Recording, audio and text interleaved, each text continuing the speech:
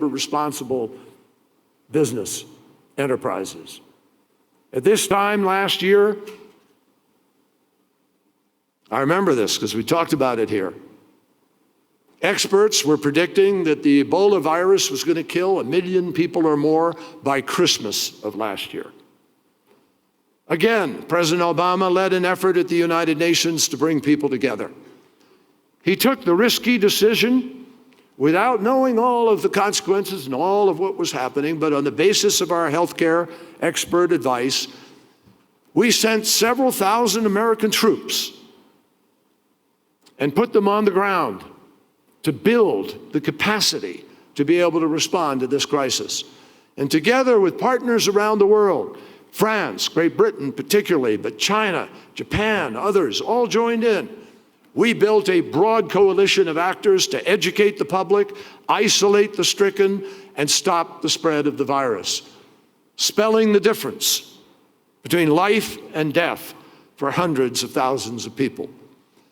And in response to the global refugee crisis, President Obama is going to host a summit at the UN this fall, and the summit will be the culmination of a sustained, rigorous effort to rally the world community on several fronts to increase by 30% the response to humanitarian funding appeals, the number of regular humanitarian donors, to increase it by at least 10, to at least double the number of refugees who are resettled or afforded other safe and legal channels of admission, to expand by 10 the total number of countries admitting refugees, and to get 1 million children in school and 1 million people working legally.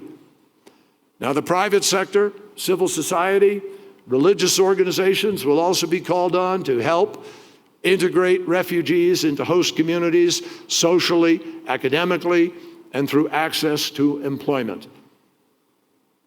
And I know we know how to do this in a way that protects the security of our countries. Across the globe, my friends, you don't hear about it every day. You don't read about it every day. But every day I can tell you our diplomats, myself and others, are deeply involved in trying to bring peace together with regional organizations and trying to do so in troubled lands. We're working with countries to help stand up a government in Libya. Just before Christmas, we held a ministerial in Rome. We brought Libyans there. They agreed to sign the makings of a new government. And now we are working together to try to find a way to stand it up in Tripoli and bring people together and begin to move forward and take on Daesh in Libya. We're trying to end the war in Colombia. I appointed a special envoy to the task. And we are welcoming President Santos to Washington in 2 weeks to celebrate 15 years of our relationship under Plan Colombia. And we are working to help end the fight with FARC that is one of the longest running conflicts on the planet. We're working to encourage a thawing of relations between India and Pakistan. It wasn't an accident that Prime Minister Modi and Prime Minister Sharif began discussions. And earlier this week here at Davos, Vice President Biden and I met with Ukrainian President Poroshenko to help ensure full implementation of the Minsk agreements. And I believe that with effort and with bona fide, legitimate intent to solve the problem on both sides, it is possible in these next months to find those Minsk agreements implemented and to get to a place where sanctions can be appropriately, because of the full implementation, removed. Even in lands at peace, my friends, reconciliation is still an imperative, and we are working at it. That is why we're supporting the best chance in decades to achieve a settlement in Cyprus. I was there recently, met with both leaders, had dinner with both of them together. Others are engaged in trying to encourage this process. We were able to welcome something that we've encouraged and supported for a long time. In addition to that, a resolution between Japan and South Korea to end the sensitivity of the legacy of World War II. So, ladies and gentlemen, The world is not witnessing global gridlock. We are not frozen in a nightmare that we can't wake up from. The facts and the lessons are clear. If we stay at it, if we stay serious, if we're willing to work in good faith to resolve problems, not create them, then we can make progress. And what I find really exciting about this moment is that we are staring at extraordinary opportunities everywhere we look in the world. If we make the right choices, like our boldest predecessors who overcame depression, fascism, global wars, we can turn this story into the story that we want if we show that we have the same fierce determination to succeed. And succeeding will require that we tell the truth and take on and stand up to and try to resolve three interrelated challenges. Not in order of priority, but first, the demand for good governance. Second, the critical need to provide young people around the world, growing at an extraordinary pace, to provide them with the economic and social opportunity that they deserve and want. And third, to win the campaign against the great exploiters and liars and criminals who literally steal a great religion, to win the campaign against violent extremism. So start for a moment, now run through them quickly with the challenge of governance. We have to acknowledge in all quarters of leadership that the plagues of violent extremism, greed, lust for power, sectarian exploitation, often find their nourishment where governments are fragile and leaders are incompetent or dishonest. And that is why the quality of governance is no longer just a domestic concern. And I say to all of you who are business people who engage in the politics of one country or another and support people in them, you need to demand accountability from those potential leaders or existing leaders. In Ukraine, under the previous regime, official venality and greed triggered an international crisis.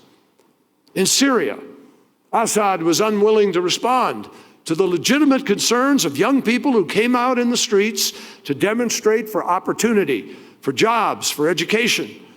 And when their parents were upset that they'd been met with thugs, the parents went out and demonstrated on behalf of their kids, and they were met with guns and bullets. Assad turned on his own people with a brutality delivered the largest humanitarian disaster of our times, literally employing the long forbidden weapon of mass destruction, gas, outlawed in World War I, employing it against his own people. In Libya and Yemen, the absence of effective governance fueled regional strife. In Burundi, disrespect for the Constitution has spawned an outbreak of violence. In far too many countries, just plain rank corruption has generated such powerful headwinds that local economies have to expend all of their energy just to tread water. Now, obviously, corruption's not a new problem. Every nation has faced it at one time or another in its development. America's own founding fathers knew the threat of corruption all too well, warning of the dangers that it posed to democratic governance. But today, corruption has grown at an alarming pace and threatens global growth, global stability, and indeed the global future. And when Prime Minister Abadi, who I met with yesterday, and we talked about the reform effort in Iraq, when he took office in Iraq over a year ago, he found the government payroll weighted down with 50,000 soldiers who didn't even exist. That meant $380 million of dishonest public officials that got that money instead of it going to build the kind of inclusive and capable security forces that Iraq desperately needed. When Nigeria's President Buhari took office last spring, he inherited a military that was underpaid, underfed and unable to protect the Nigerian people from Boko Haram. And one reason is that much of the military budget was finding its way into the pockets of the generals. And just this week, we saw reports that more than 50 people in Nigeria, including former government officials, stole $9 billion from the Treasury. Still in the United States, my friends, we continue to prosecute corruption. And we live with a pay-to-play campaign finance system that should not be wished on any other country in the world. I used to be a prosecutor, and I know how hard it is to hold people in positions of public responsibility accountable. But I also know how important it is.